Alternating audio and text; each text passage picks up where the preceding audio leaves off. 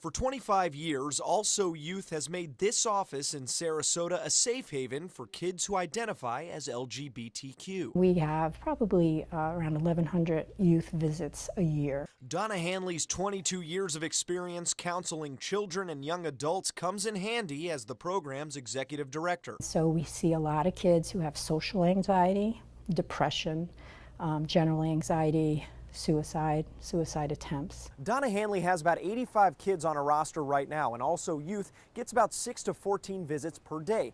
But Hanley wonders who's going to be picking up that work once some of her kids leave for college. According to a survey of 275 North American colleges, 11% of college students sought counseling in 2014. Nicole Archer, who runs the Counseling and Wellness Center at New College, says her office serves about 40% of their student population, close to typical numbers for a smaller school. If it's an emergency, then students are welcome to walk in and we get them in that same day. But typically we schedule it, and usually we are able to get people in within a week. But even schools with 11 times more students, like nearby State College of Florida, have noticed a growing popularity for counseling. We've seen an increase in the services over last year. It's hard to tell if the number of mental disorders is growing or a stigma associated with mental health treatment is shrinking. But as author Robert Whitaker pointed out in a recent community meeting, the portion of kids entering college already taking antidepressants, sleep aids, and other psychotropic medications has risen to 26%.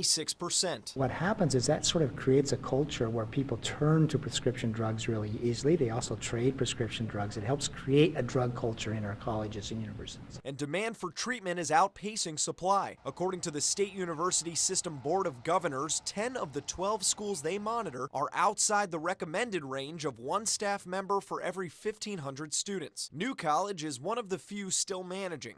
But as third-year student Julia Hayward points out, they have to set service limits. Our school gives a maximum of credit hours to students, which is difficult because then it puts students in a situation where they'll max out the amount of hours that they're allowed to see somebody at the Counseling and Wellness Center. Hayward says counselors helped her overcome the anxiety of school and other roles like student government. Just being able to talk to someone for even just like an hour out of the week, it really helped to balance me. The Board of Governors recommended $14.5 million be set aside in this year's budget to help develop mental health services among universities. And while lawmakers voted yes on more university funding, this particular boost didn't make it. Hanley likens the work with kids to building a suit of armor for the real world. But when that armor starts taking hits, she can only hope someone is there to mend it. There's a gap a lot of times in service provision to the 18 and above group. I'd say between 18 and 25. You know, we often, as a culture, we say, oh, you're 18, off you go, you can take care of yourself. On the Suncoast, Adam Cellini, ABC7, your Suncoast News.